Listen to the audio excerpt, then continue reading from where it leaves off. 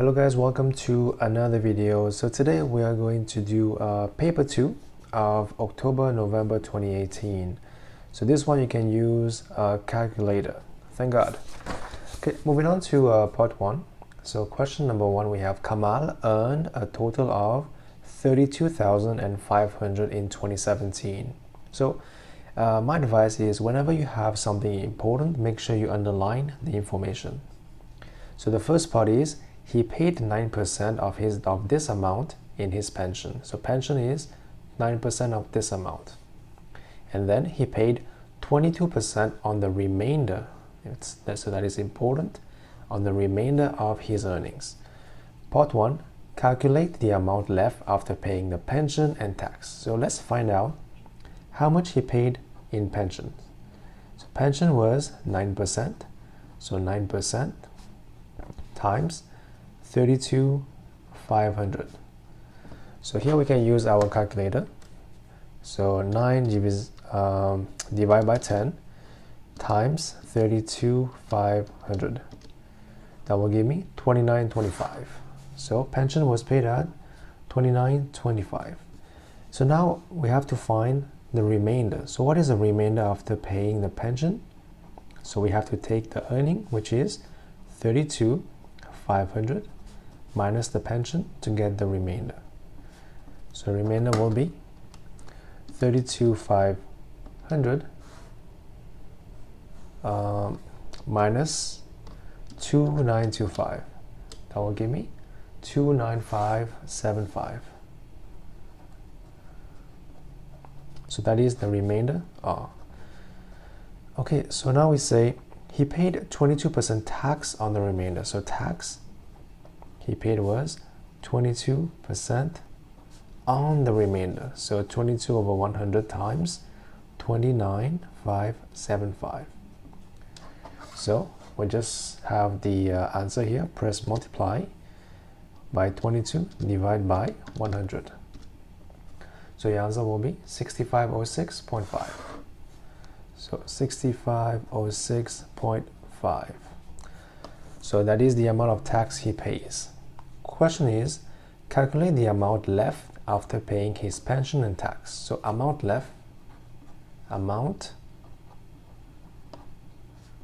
left will be what? So earnings, which will be 32,500 minus pension, which is 29.25, and minus this tax, which is 6506.50. That will give me what? So let's use our calculator. So here we have the tax, we plus the pension, which will be 29.25, and then we take the earning, which is 32,500 minus those two, we get 23,068.5. So 23,068.5. So your answer for part A will be $23,068.50 remaining after paying all these expenses. So moving on to part B, we have Kamal invested 1,200 in a savings account. So let's underline all the important information. So here we have 1.8% per year compound interest. So we have to be careful here. When it says compound and simple interest are different things. Compound interest have a different formula. And he left the money in the account for 5 years. So years is 5. Question, calculate the amount of money in the account at the end of the 5 years. So the formula is A for amount of money equal to P, which is the principal, times 1 plus R over 100 times to the power of N. N, it is the number of years which is invested in. So A will be P, which is 1,200 times 1 plus R is 1.8 divided by 100. Power N will be 5.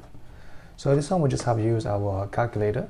So we do the inside first, which is 1 plus 1.8 divided by 100. Power 5 times 1,200, we will get 1,000, so we get 1,311,956. So your answer will be this much. So you will write down, usually correct to two decimal place, because we have to give our answer here nearest cent. So to two decimal place, that will become 96. So make sure that you actually read this part, because if you don't put your answer in correct to nearest cent, you won't get your full marks. So make sure that you write your answer in full and then try to convert to two decimal place for the correct answer. So this is part B. Moving on to part C, Kamal also invested some money. So some money, we don't know how much money, that is the principal, because invested is always the principal P, in a different savings account for 5 years. Years is 5 years. This account paid 2.1% per year, simple interest. So here we have simple interest. At the end of the 5 years, there was this much in the account. So this is amount A at the end of the 5 years. So question is, calculate the amount of money he invested. So it will be, we need to find the value of P in the account. So here we have simple interest. So we know that formula A is the amount equal to P plus I. A is here, so let's list all the values given to us. A is 828.75. We know the value of N is 5 years. So N is basically T as in time, and same thing as well. So no big difference here. So the rate is 2.1%. Okay, so that's it. So now we have to replace and find the value. So what is I equal to? I equal to PRT. That is the value of I. So now replace. Amount will be 828.75 equal to P. We don't know what is P. We need to find P. Plus I, which is P. R is 2.1%, which is 2.1 divided by 100. And times T, which is 5. T is time, which is N, same thing, right? So now we have to simplify. Here we get 828.75. So what is this number here? Let's use our calculator. So we have 2.1 divided by 100 times 5. That is 0. So we have P plus 0.105 P. So let's try to add this to this. So plus 1, it will become 1.105 P will be equal to 828.75. So bring this here. Value of P will be 828.75 divided by 1.105. So let's use our calculator. So 828.75 divided by 1.105, that will give me 750. So your answer for part C will be $750. Moving on to part D, the exchange rate between dollars and pounds is this much. So $1 equal to 72 cents pound. The exchange rate between dollars and euros is €1 equal to 1.1. Sorry, $1 equal to 1.1 euros. Kamal has $275. He changes part of 275 into pounds and receive this much pounds. So we know that $1 is equal to this much pounds. So now if you have 79.20 pounds, how much dollar does that equal to? That will be 1 divided by 0.72 times 7920. So let's do on the calculator. So we have 1 divided by 0.72 times 79.20. That will give me 110. So 79.20 is pounds equal to $110, which means how much he has remaining. Remaining will be will be 275 minus 110. That will become 165. So he has 165 left, and the question is, so we know that he changes the remaining dollars into euros. Calculate the amount of money he received in euros. So we know from here we have $1 is equal to 110 euros. So 165 will be equal to 110 times 165. So let's use our calculator. So 165 times 1.10 be 181.5, and that is your answer for part D. So 181.50 euros, and that is question number 1. This is question number 2. Liam grows tomatoes. The masses m grams of 200 of her tomatoes are recorded. The cumulative frequency table shows the results. So we have this and this. Okay. Question part A. On the grid, draw a cumulative frequency diagram to represent these results. So as you can see, this will be the x coordinate and this will be the y coordinate.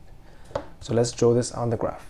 So 80, 0. So where's 80? Will be here. So the first point is here, 80, 0. The next point will be 120. So where's that? 120. The next point is 110, 48. So 110, 48 will be. So this is one case will be 4. So 48 will be 44. 48 will be here. Next one will be 120 divided by 1. Sorry, I did divide 120 to 112. So 120, 112 will be about here. No, sorry, this is 102. This will be 104, 108, 112 is here. We have 130, 158. So 130 will be here and 158 will be. So this is 158 will be here. And we have 140 and 184. So 140 is here. Let's find where is 184. 184 is here. And the last one is 160, 200. So 160 will be 200 is the last one. So now we have to join all the points together. So let me try to do that as smoothly as I can. So you have to, usually for a graph, for a cumulative frequency graph, it needs to have this shape. So like an S shape. So it has to come from here to here. So let's try to do this on the graph. So I will join this one to this one. Okay. So you have to make sure that the line goes through all the points. So here we go, and that's it. You just need to have an S shape and make sure that it goes through all the points properly to form this kind of graph. Moving on to question part B. Use your diagram to estimate the median. The median is the middle value. So how do we find that? You have to do half times 200, which is the number of tomatoes.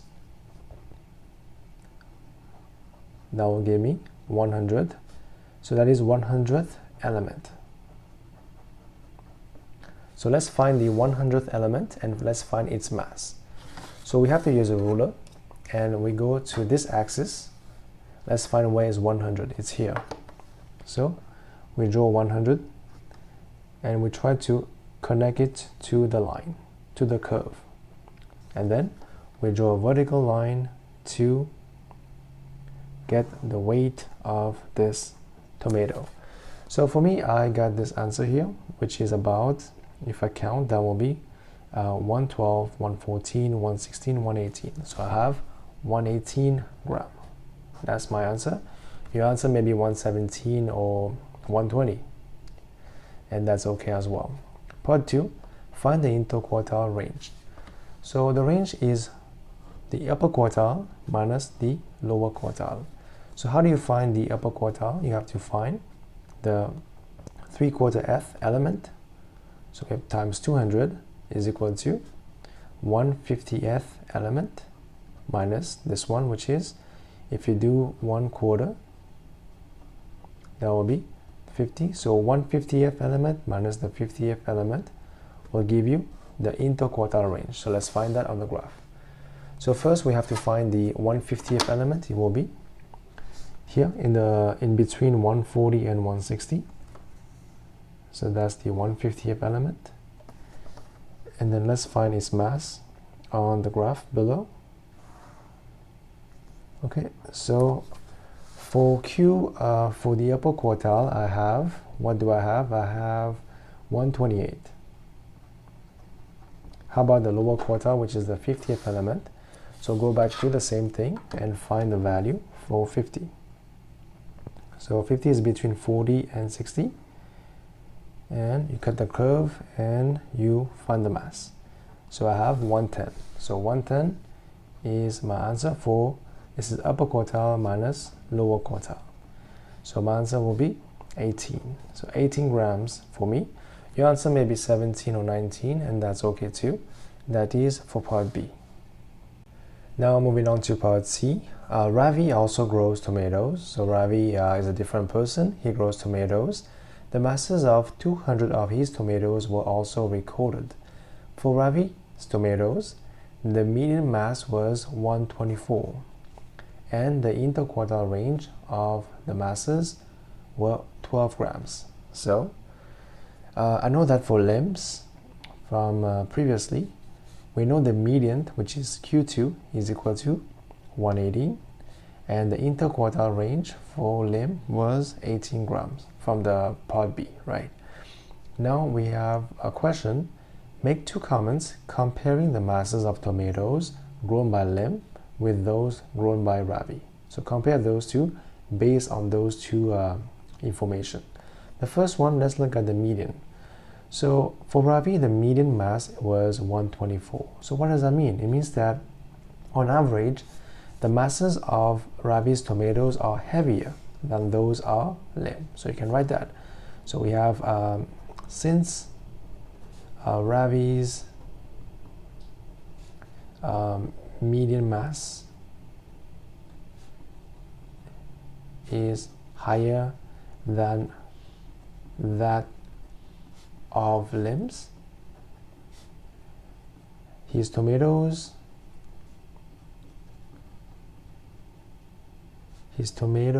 are heavier on average. Okay, that's the first comment I can make. And how about the other comment? You can see that the IQR, the range of limbs, is higher than the range of. So IQR of limb is bigger than IQR of Ravi. So what does it mean? It means that for limbs tomatoes, we have a big variety. So it is not consistent. So basically it means that there's small, very small, and then big, very big tomatoes as well. So from this we find out that the masses of limbs tomatoes are less consistent than those of Ravi. So basically you have to make a comment about those two values and those two values to get your 2 points. Moving on to part D. Complete the frequency table for the masses of tomatoes grown by Lin. Okay, so let's complete the table here. As you can see, here we have 20. 100 to 80 will be 20. Here we have 28. And here we have, oh, this is by limb again, so that's pretty easy to do. So let's use the graph to do that. The table to to find the correct value here. So as you can see, for the masses in between 120 to 130. So 120 to 130, we have to do this minus this. What do we have? So let's use our calculator. So 158 minus 112, we have 46. This is 46. And the masses from 130 to 140. So 130 to 140, we will do 184 minus 158, which will be 26. And let's check if we have 200 here. So 20 plus 28 plus 64 plus 46 plus 26 plus 16, 200. So that is good news. Okay, now question part 2, write down the modal class. So which one has the most frequency? So this one, the modal class is 120, m less equal to that 130. So now part 3, calculate and estimate for the mean mass of these tomatoes.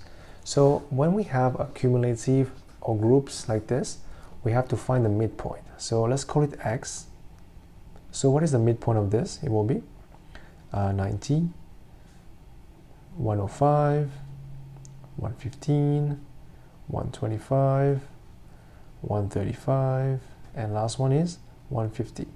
So how do I find this? I just add those two and divide by 2. Add those two, divide by 2 to find these values.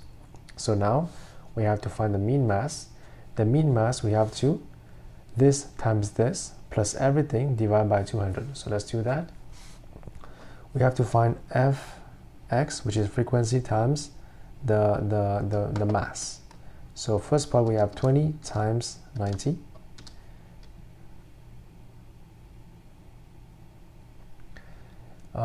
So we have, first one is 1800. Next one is 28 times 105. We have 2940.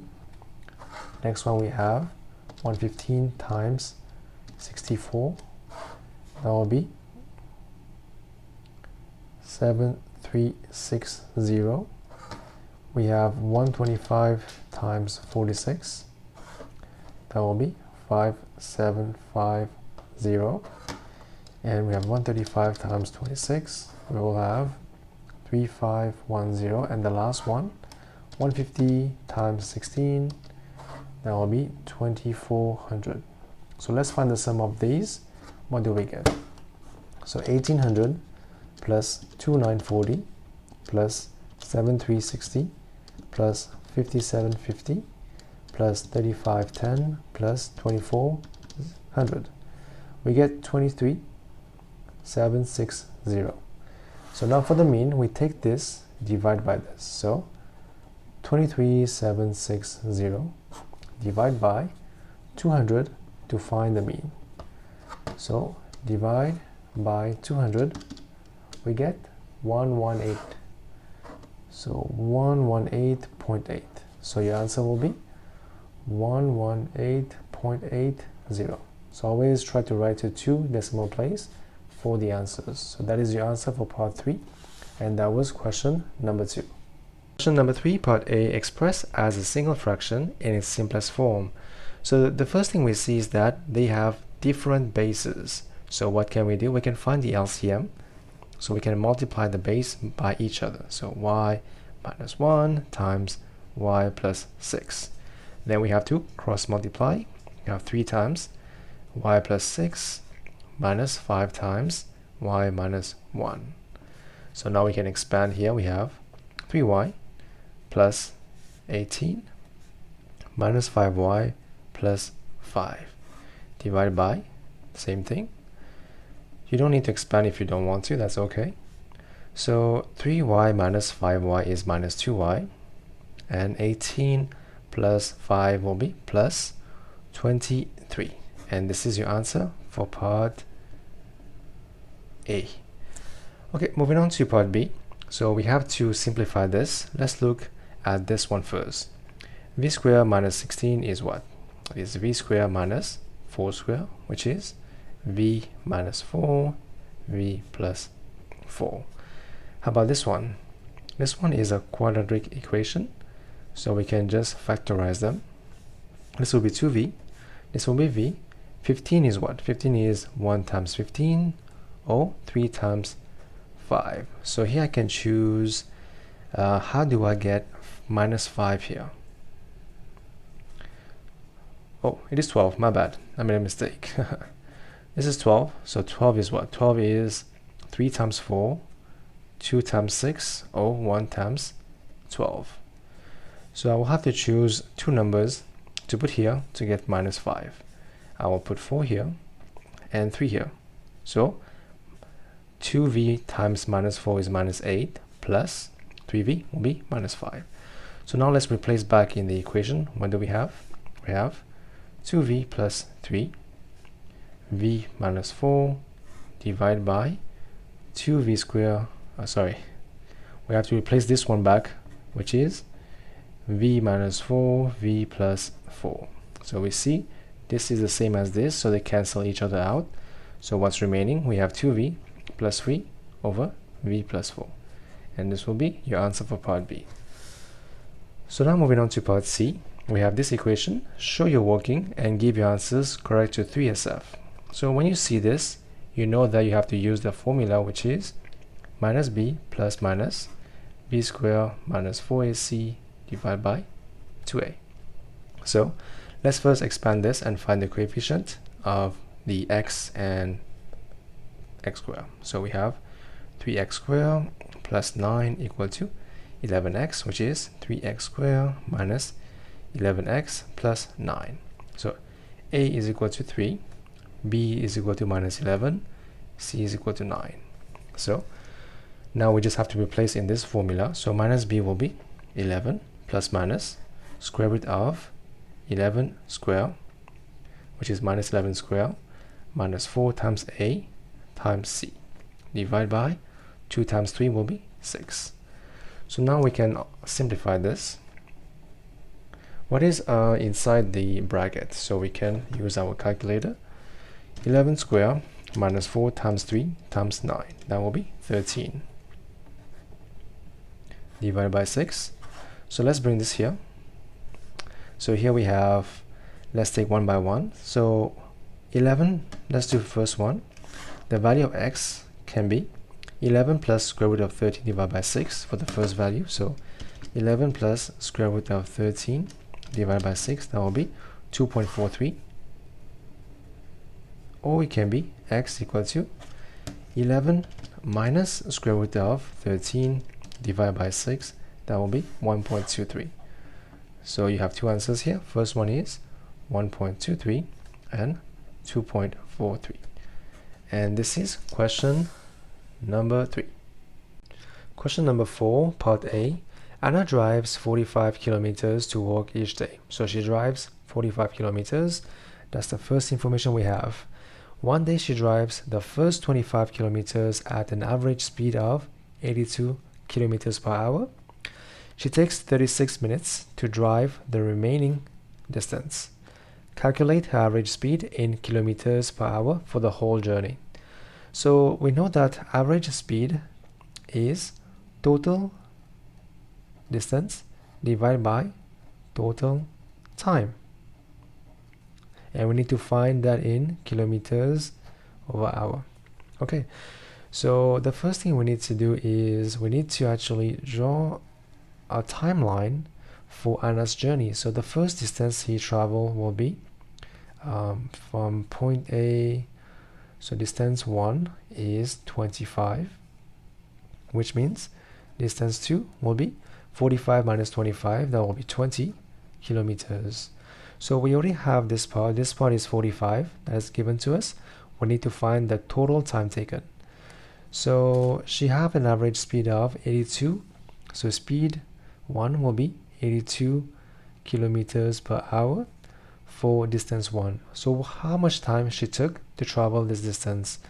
So time taken will be actually, we have to do 25 divided by 82 to find the time taken for this journey. So we're going to leave this like that. We are calling this part as T1 as the time taken for this distance D1. So now he says she takes 36 minutes to drive the remaining distance. So 36 minutes to drive 20 km, which means that in 1 hour, because we need to find the time taken.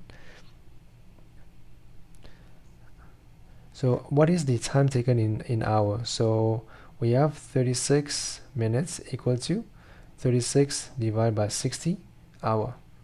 That's for time 2.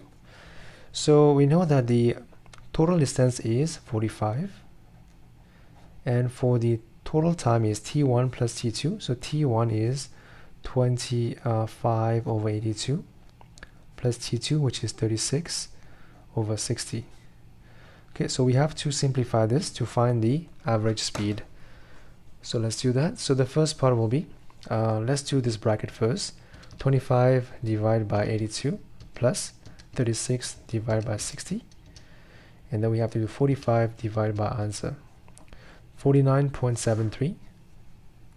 So 49.73 will be the answer. So the answer, we have to write this, usually we have to write this to 3 significant figures. So answer will be 49.7 kilometers per hour for her journey. So now moving on to part B. Anna's journey home is 47 kilometers. Correct to the nearest kilometer. So nearest kilometer. On her day, the journey home takes 65 minutes. Correct to the nearest 5 minutes. Calculate the upper bound of her average speed in kilometers for the journey home. So we have to find the upper bound for the average speed, which means, as we know, average speed equal to distance by time. So if you want to find the upper bound for speed, we have to find the max distance divided by the lowest time. That's how you find the max speed.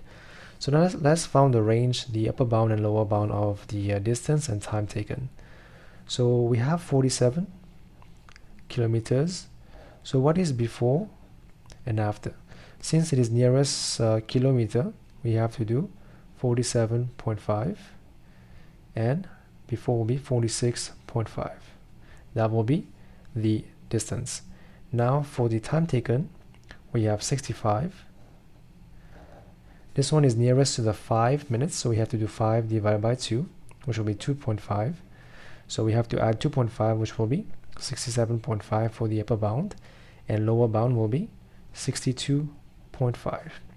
So find the average speed will be, it will be a distance max will be 47.5.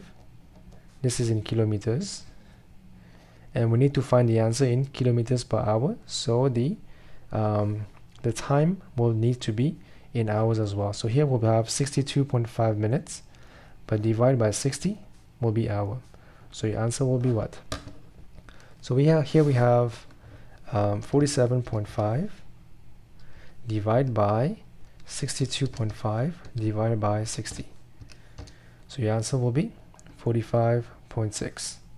So answer part B will be 45.6 kilometers per hour. So now moving on to part C.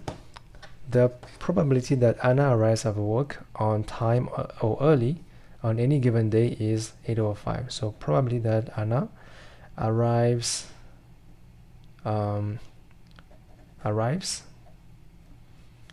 so it will be 5 over 8. The chances that she's late will be 1 minus this, which will be 3 over 8. So calculate the probability that she is late on both Mondays and Tuesdays. So late on Monday will be 3 over 8, and late on Tuesday will be 3 over 8. So your answer will be 3 times 3 is 9, divided by 8 times 8 will be 64. So your answer for part C will be 9 divided by 64, and that will be your answer for this question. Moving on to question number 5. So here we have A, C, and BD are diameters. So A, C, and BD are diameters of the circle center O. AC is 12. This is 12, which means the radius is 6, 6, 6. Okay, and angle AOB is 130, and this is a straight line, which means this angle will be 180 minus 130 will be 50 degrees. Okay, so moving on to question number 1, we have calculate the area of triangle AOB.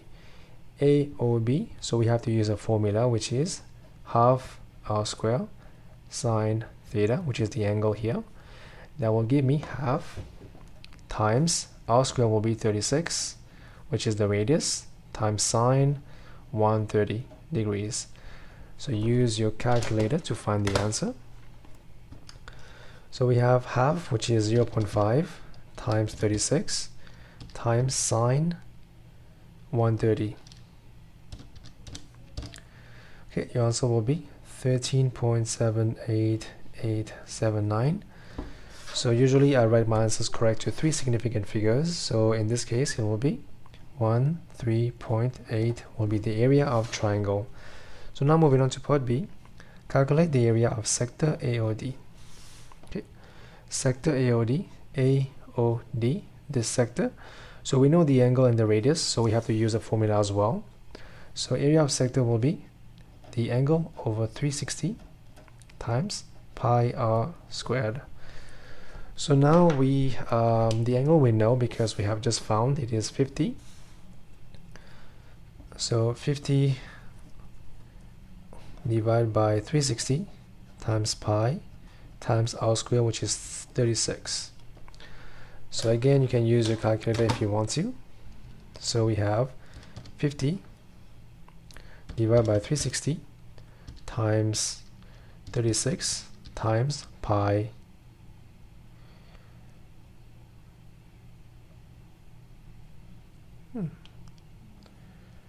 Where's the value of pi again?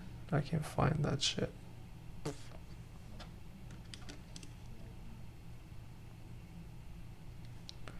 It's here. It will be 15.707. So your answer will be 15.7 centimeter square for the area of triangle A of the sector AOB.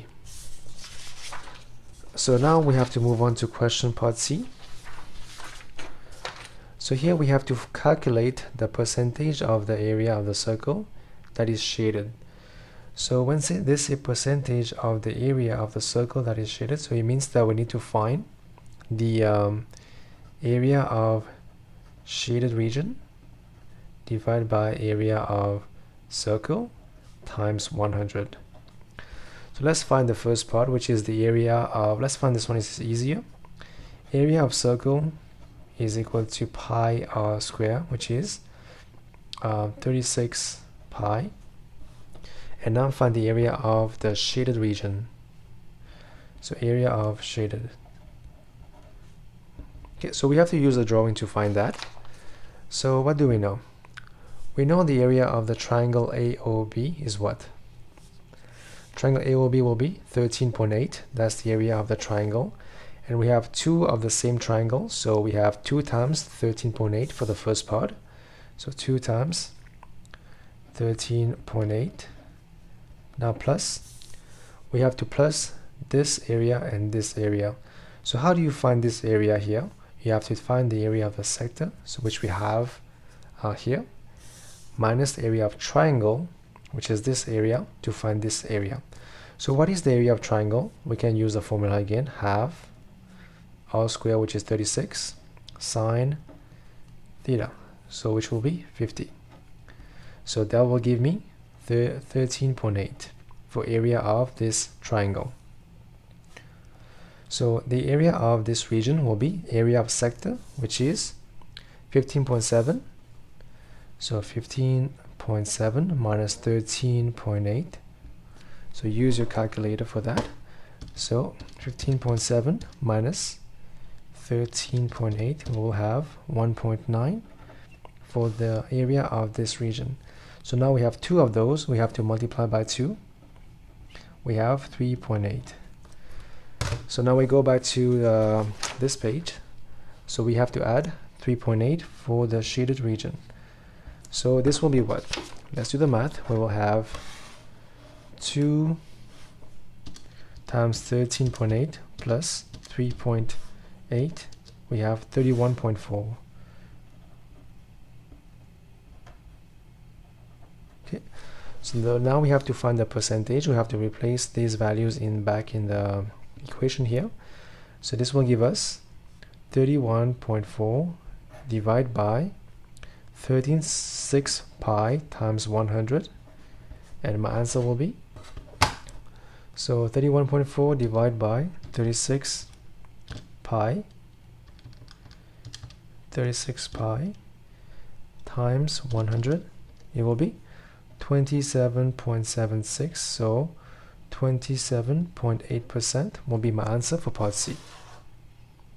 Question number 6. Zara fences off a piece of land next to a wall to make a vegetable garden. So this is the wall and this is the garden. The garden is a rectangle with a wall as one side of the rectangle. Okay. The area of the garden is 18 square meters. So we know the area is 18 square meters. So that we know. The width of the garden is x. So that's the width. And what is the length? So we know the width is x and the length we don't know. But we know the area is 18 square meters. So we know area is width times length to get 18. So L, the length will be 18 divided by x.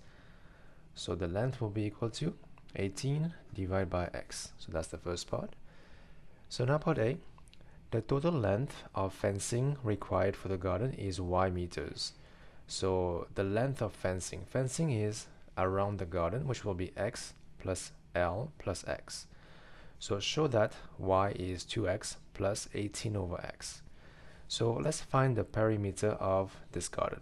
It will be y will be x plus L plus x. So x plus L plus x will be 2x plus L, which is equal to 2x plus 18 over x.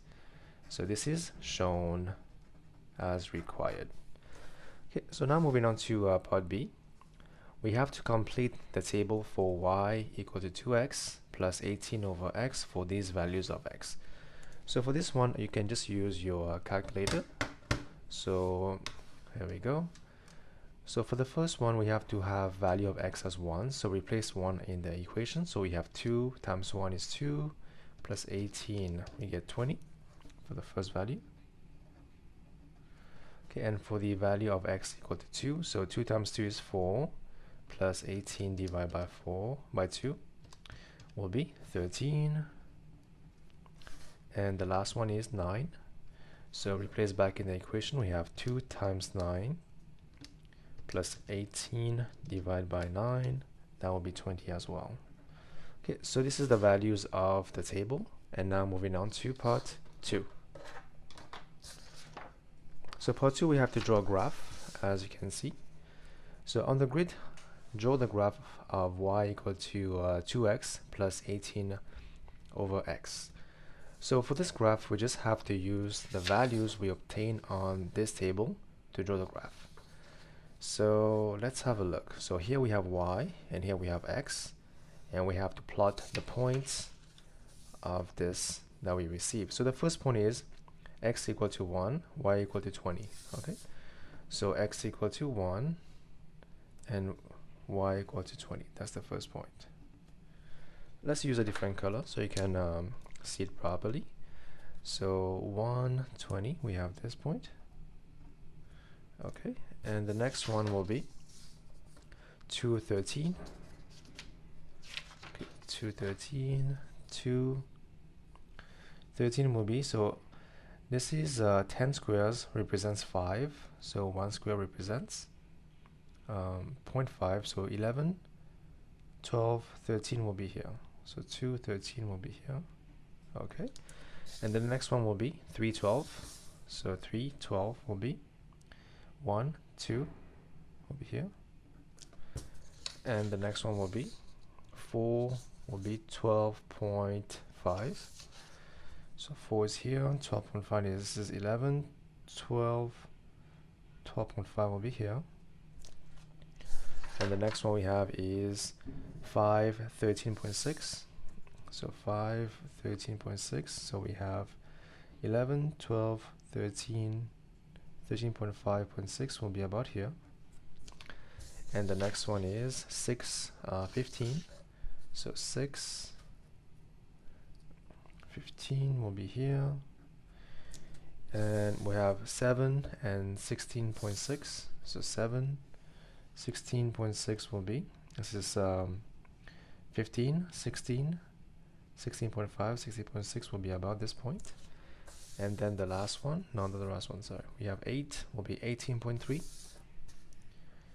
So 18 is about, so we have 15, 16, 17, 18, 18.3 will be about here. And now the last point is 920. Okay, so 920. So 9 moving on to 20 will be this point.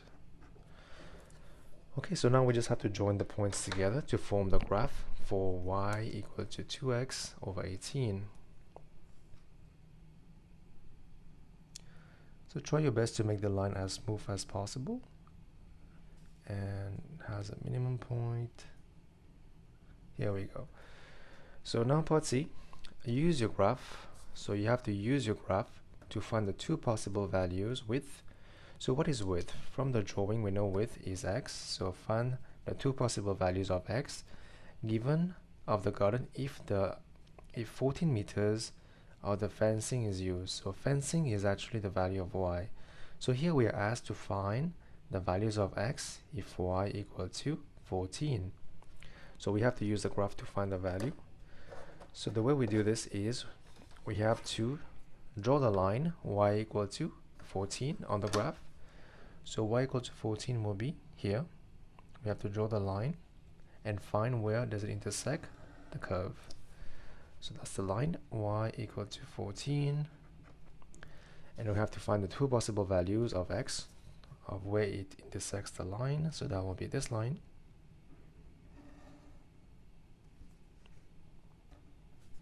this value, and this value over here. Okay, so here we have the two values of the width, which is x as required. So my answer for this part will be what? Let's have a look. This is 1.2, 1.4, 1.6, 1.8. So that's my first value. So 1.8. And my value here will be 5.2, 5.4 will be my other value. So the two values of the width will be 1.8 and 5.4. Now part D. The fencing costs $20 per meter. That's the cost of the fencing. So find the minimum amount it will cost Zara to build the fence. So still we have to look at the graph. What is the minimum value of y? Because that's the least amount we are using to build the fencing. So we observe the minimum value is this value, that's the lowest point. So what is the value of x and y on that? So the value of y will be here, which is that will be 11, 12, and the value of x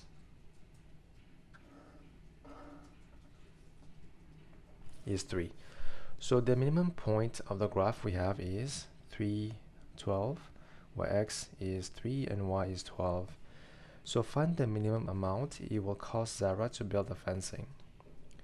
So the length is y, which means the minimum amount is 12, which is the length of the fencing we are using, times the cost per meter.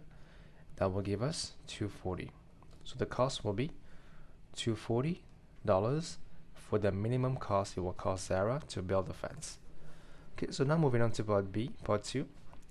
Zara wants to spend no more than $350 on the fence, which means we know the cost is $20 per meter, and y is the length of fence used. So the cost is equal to 20y, if that makes sense. Y is the length of the fence, and this is the cost per meter of the fence. So here we are seeing that Zara does not want to spend more than $350, which means 2y must be less or equal to $350. Right. Find the greatest possible width of the garden Zara can make. So greatest possible width is what? width is the value of x, so find the greatest possible value of x of the garden Zara can make. So from this equation we have, so 20y is less equal to 350. So y will be less or equal to 350 divided by 20. So that will give you what? Let's use the calculator. So 350 divided by 20, we will have 17.5. 17.5 for the maximum value of y. So now we have to use the equation. So equation we have will be is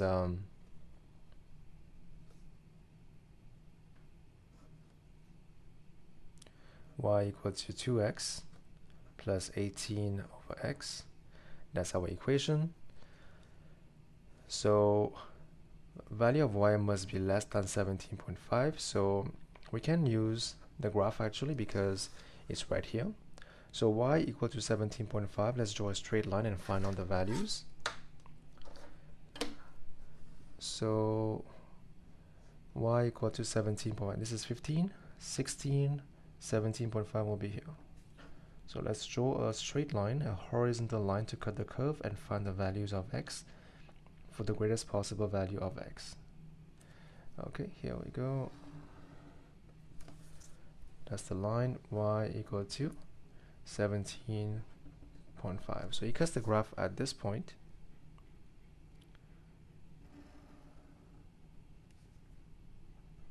Also at this point.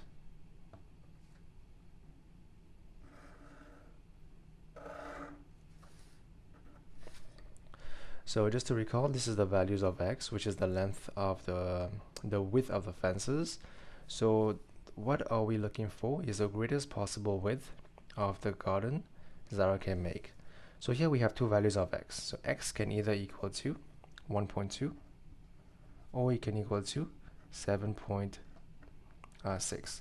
So what is the greatest length we can use? We obtain is 7.6. So your answer will be 7.6 meters for the maximum length width of the garden she can make. 7.6 meters based on the cost that she has. And that's it for question number 6. On to question number 7. So here we have transformation from what you can see in this graph. So triangle A is drawn on the grid. This is triangle A. Part A, transformation P is represented by the matrix. This is the matrix of P. Now we say P maps A onto B. Draw and label the triangle B. So we know that if you do matrix, which is P times object, we get image. So let's find the coordinates of triangle A. The first one is, so let's write down, the first coordinate will be 2, 1. And this one will be 3, 1. And the last one is 2, 3. So the matrix P is minus 2, 0, 0, minus 2. So let's find the coordinates of B, which is the image, which is B. It is always row by column, so minus 2 times, that will be minus 4, minus 6, and minus 4.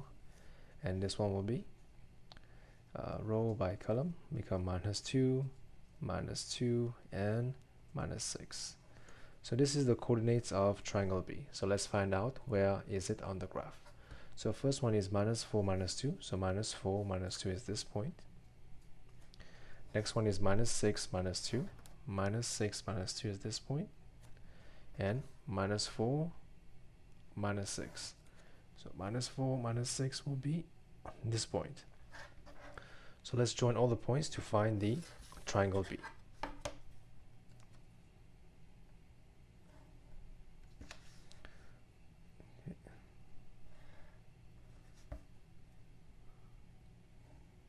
Okay. So this is triangle B, label triangle B. So now moving on to part 2. It tells you that describe fully the single transformation P. So what do you see here? You see that the shape has changed in size. It has to be an enlargement. So now you want to find what is the scale factor. the scale factor is, so this is a corresponding side. This was 1, it became 2, so the scale factor is 2. But since the image is on the opposite side of each other, the scale factor is -2. So let's write this down. Scale factor is -2, and we know that it is an enlargement. So the next thing we need to know is, what is a center? How do you find the center of enlargement? So you have to join all the points together to find the center of enlargement. So join 2 points will be enough. This point became this point. And how about this point? This point is this point. Okay, so we know that the center of enlargement is the point 0, 0. So let's write this down. So transformation P, so P is an enlargement center O with scale factor -2 because it is on opposite side of each other. So now part 3, write down the ratio of the area of A and the area of B. So where's A? A is this one and B is this one. So the side has increased by 2. So side is 1 to 2. So area will be 1 to 4. So 1 to 4. Because if you want to find the area, the unit is usually cm square. So we have to square both sides to find the ratio of area. That's why we get 1 to 4. So now part B. Transformation Q is represented by the matrix, this matrix. We don't know what it is. Part Q. Q maps B onto triangle C. Draw and label triangle C. So we're going to use the same formula, which says matrix times object equal to image. So Q is the matrix, 1, 0, 0, -1. And what is the object? Object is triangle B. So we have the coordinates of B here, which is -4, 2. So now -4, -2, -6, -2, -4, -6 equal to, let's find the values of C. So this will become row by column. We get -4, and that will be -6 and -4, and this will be 2, 2, 6. So let's draw the triangle C on the graph. So the first point is -4, 2. So where's that? -4, 2 is this point. Second point is -6, 2. -6, 2 is this point. And the last point is -4, 6. So -4, 6 will be this point. So let's join all the points together to find the triangle C. Okay, so here, as you can see, this will be your triangle C for this transformation. Okay, so now part C. Transformation Y is represented by this matrix. We don't know what it is. It is this matrix. So Y maps triangle A onto triangle D. So if you have Y, this is the matrix Y, it maps A onto triangle D. Find the matrix that represents the transformation that maps D onto A. So if you want to map D onto A, we have to get rid of Y over here. So what do? We have to find Y inverse Y A equal to Y inverse D, which means this will be. So as you can see, this matrix maps D onto A. So we have this times D will equal to A. So let's find what is Y inverse. So we know Y is equal to 1, 0, 0, 3. How do you find inverse of that? First, you have to find the determinant of Y, which is 1 times 3 minus 0, which is 3. And we have to find the adjacent matrix, which is, if you switch those two, become 3, 1, and 0, 0. So Y inverse is 1 over 3 times this matrix, which is this. So now if you want to simplify, you will get 1, 0, 0, 1 over 3. and this will be your answer for part C. So 1, 0, and 0, 1 over 3. So okay, that's it for question number 7. Question number 8, the line. So we have a line here, 2y equal to x plus 4 is drawn on the grid. That's the line. So let's label the line. So 2y equal to x plus 4. Okay. So part A, on the grid, draw the line x plus y plus 2 equal to 0. So let's rearrange the formula to make y the subject. So y becomes minus x minus 2. So let's say if x equal to 0, y equal to minus 2. And if y equal to 0, x will equal to minus 2 as well. So from this we have 2 points and we can join the line together. So first point is x 0 minus 2. So 0 minus 2 is this point. And the next one will be x equal to minus 2, y 0. So minus 2, 0. So we have 2 points. Let's join them together to form the line as required.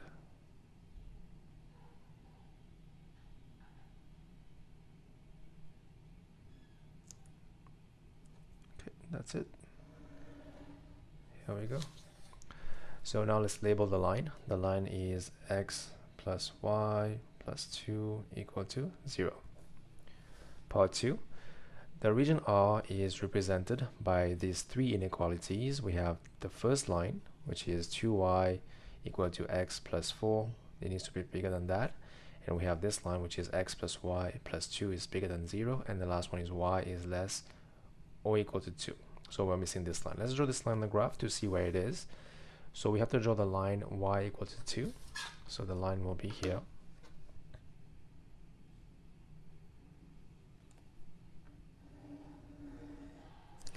That's the line y equal to 2. Okay, so for this part we need to find the region R defined by the inequalities. So here we have the first condition. So 2y needs to be bigger or equal to x plus 4, which means we have the line x plus 2y equal to x plus 4. It needs to be bigger than this. It needs to be on the up. Okay, that's the first condition. Second condition, it needs to be above the line x plus y plus 2 equal to or bigger than 0. So it needs to be above this line. So right now we have 2 conditions. We have this and this. So it needs to be on this side or this side for now. And the third condition, it needs to be less or equal to this line, which means it needs to be below this line. So which gives us the region R as this. So this is my region R. And label R. So R is the region as required. So now moving on to question part B. The line L is perpendicular to the line 2y equal to x plus 4. The line L passes to the point. We have a point. Let's call this x, y. Show that the equation of line L is equal to this.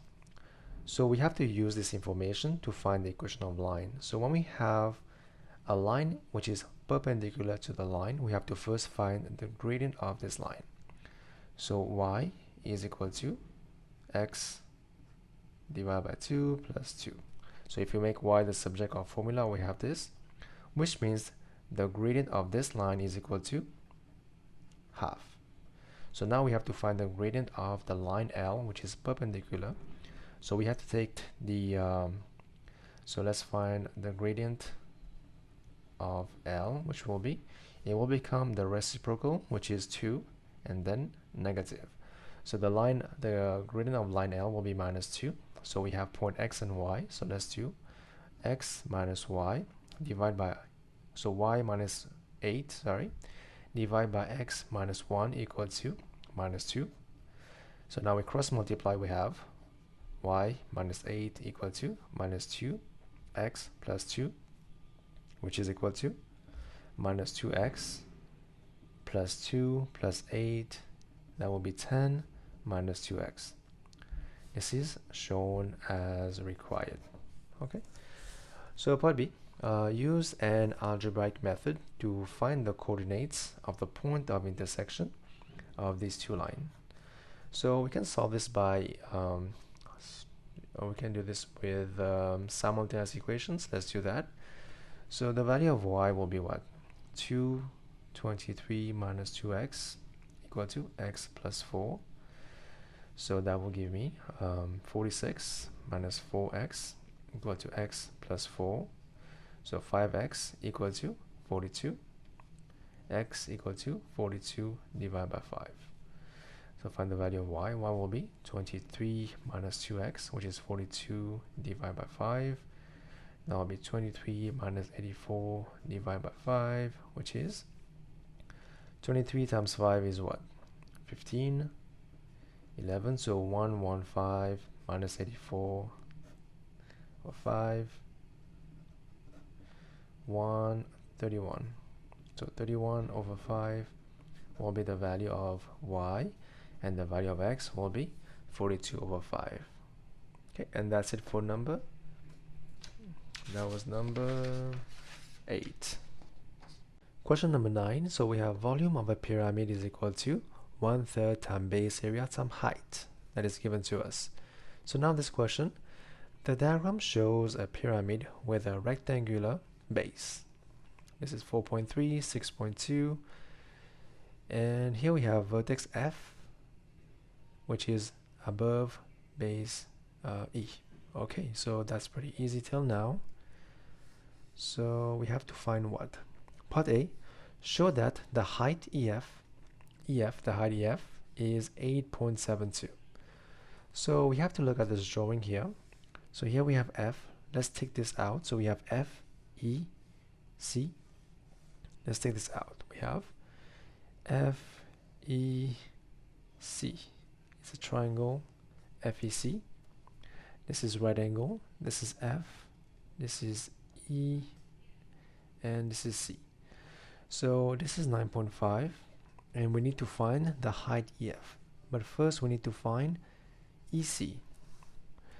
So EC, as you can see, this is right angle.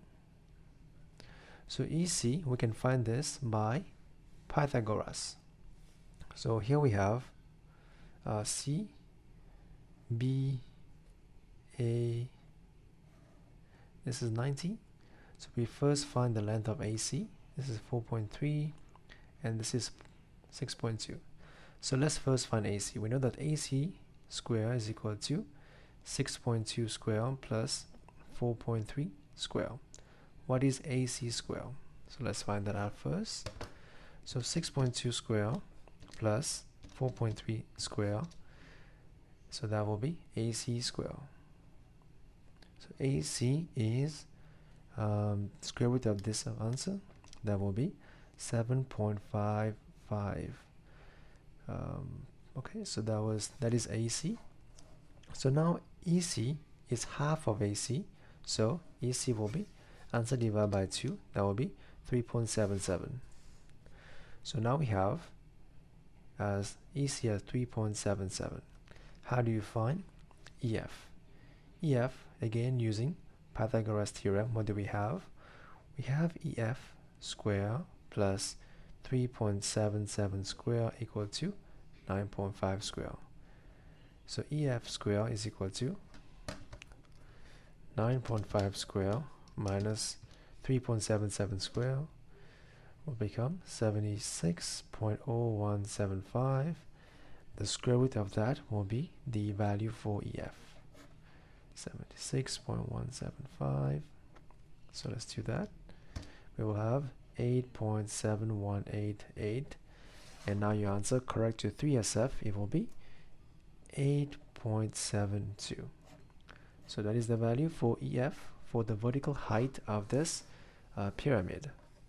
So now part B, calculate the volume of the pyramid. So the volume is given to us 1/3 times, what is the base area? It is 6.2 times 4.3. That's the base area. And times height. Height is EF. We just found that height EF is 8.72. So let's find the answer here. So 1 over 3 times 6.2 times 4.3 times 8.72, that will be 77.491. So correct to 3SF, it will be 77.5 centimeter square cube. That will be the volume of the pyramid. So now moving on to part C. C is what? Find the angle AFB. So let's first find where is AFB. So AFB is this angle. Okay, so let's take this out. We can find. So if you take AFB out, let's see what shape do we have. A is here. So this is F. This is point A, and this is point B. Okay. F, A. We know that AB is 6.2, and we are trying to find this angle here, and we know that this height is 9.5, which is the same as this one, which is 9.5.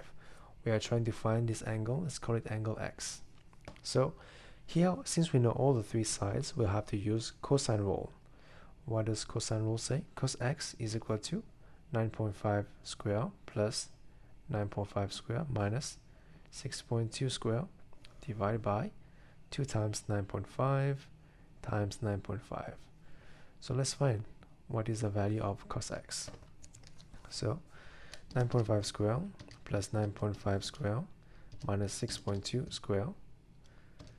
This divided by 2 times 9.5 times 9.5, which will be 0.787. So the value of cos will be the value of X will be cos inverse of this value, which is, let's find out. So cos inverse 38.09, 38.09, which is 38.1 degrees for this angle. So now part D, calculate the angle of elevation of F from the midpoint of AB. So let's look at this graph and see what are we looking for. Midpoint of AB is this point here. So we are trying to find the angle of elevation from the point F. So what can we do? We can first take this triangle out and find this angle. So let's call this point M for the midpoint of AB. So what shape do we have? We have triangle A. This is M. This is vertical. So this is F, E, M, and we know the height here is 9.5 and the height EF is 8.72, and this side we know as well, but we are trying to find this angle. And we know that this is 90 degrees.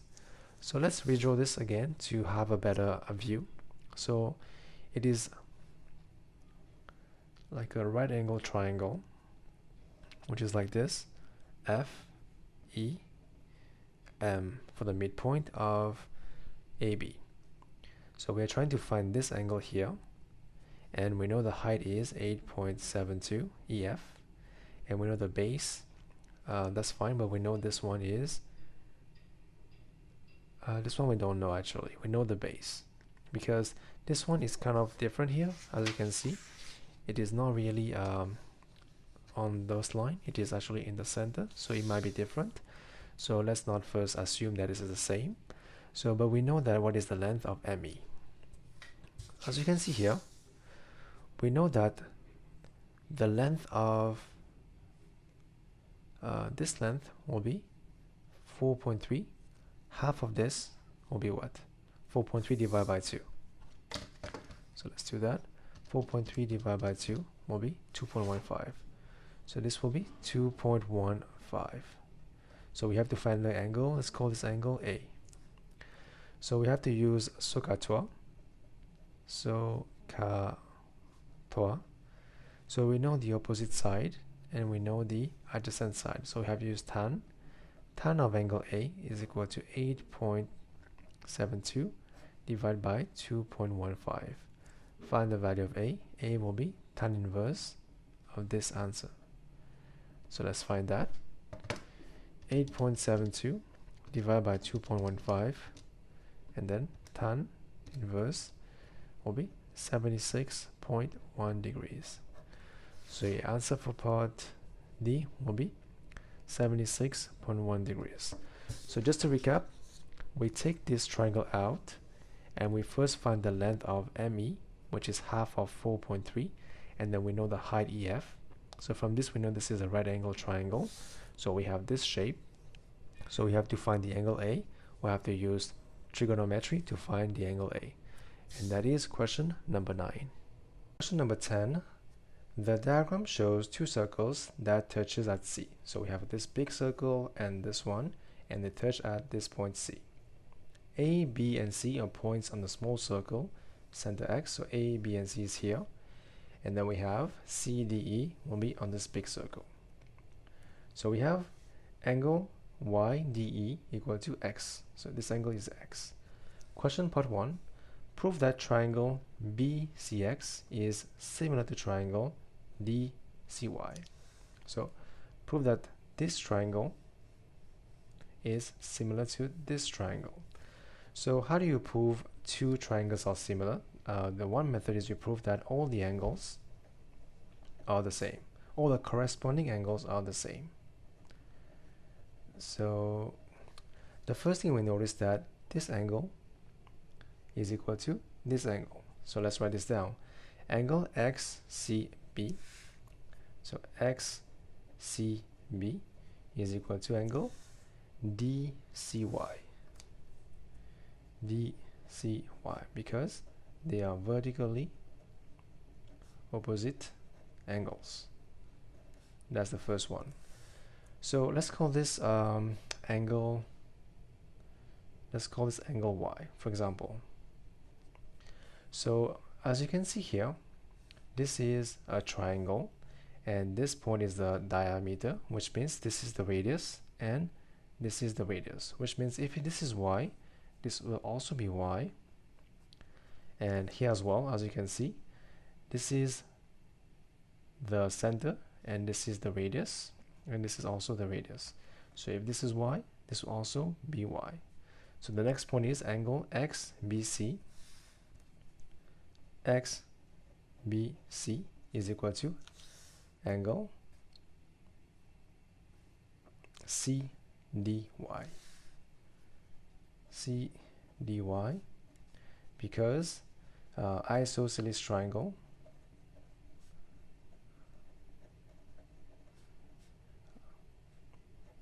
as you can see here, because of the isosceles triangle. So now if you know two angles of a triangle, the last one will be the same, obviously, because it is always 180 minus this 2 to find this one. Same thing here, 180 minus this 2 to find this one. So the last one will be the same. So since we proved these two are the same, we can just write triangle BCX is similar to triangle DCY. So because all the angles are the same, we show that they are similar to each other. That is question part 1, part A. So now moving on to part B. Find in terms of X the angle DCY. So let's find where is the angle DCY. So D is here, C is here, Y is here. So we have to find this angle. So from observation, we see this line is the diameter, which means this angle here will be 90, right? So what is this size?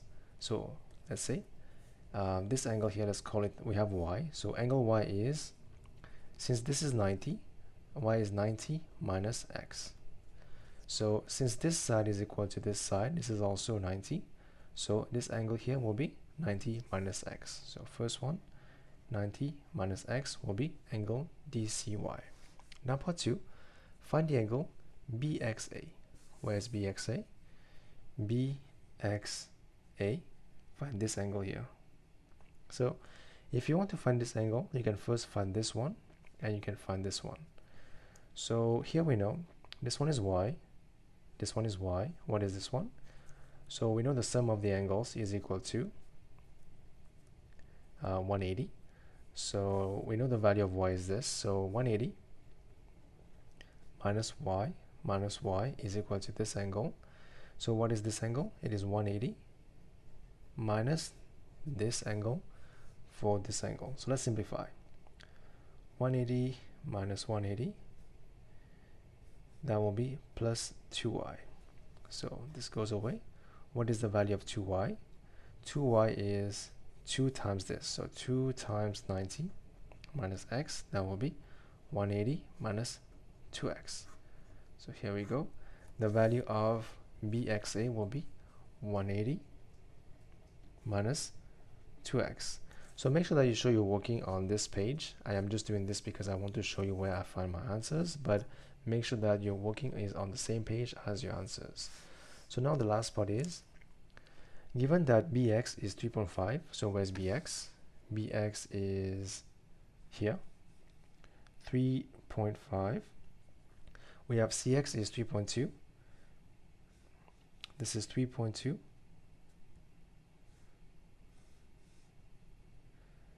Given that BC, my bad. BC is 3.5.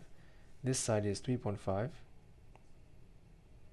So let's retrace this part. And this is 3.2. So if this is the radius, this also will be 3.2 as well. And this is also 3.2 because they are the radius of the same circle. So now we have CD as 5.6. So CD as 5.6. Now we have to find the length of AE. What is AE? AE is this, goes to here. So let's write down. AE will be, AE is equal to, let's do it piece by piece. We know AE is AC plus CY plus CE. So AE is AC plus CE. The value of AC, as you can see here, we have 3.2 plus 3.2 will be 6.4. So we have to find the length of CE. How do you find the length of C to E? So you have to derive this by similarity, which is proportionality. So we know that this triangle is similar to this triangle. So we have to use the same rule. So we know that the side opposite this angle here is 5.6. What is the angle opposite this side is 3.5, I think, yeah, 5. This will be equal to the same fraction as angle opposite this side, which is CY, divided by y will be 3.2. So we have to find the length of CY. CY, we have to bring this up here. So let's do that on our calculator. We will have 5.6 divided by 3.5 times 3.2. That will be 5.12. So this is the radius of this big circle, which is 5.12, which means this is also 5.12. So what is the length of CE? It is 5.12 times 2. That will be 10.24. So the length of CE is 10.24. So the length of AE will be AC plus CE. So AC is 6.4, CE will be 10.24, and that will give you, so this plus 6.4, that will be 16.64. Okay, that will be your answer for part C. So correct to 3SF, that will be 16.6. And of course, if you are going to answer this question, make sure that you show you're working in this region. I did this just to show you on the circle where I found the sides, but just make sure that when you are trying to find the answers for this part, show you're working on this section. And that was everything for question number 10.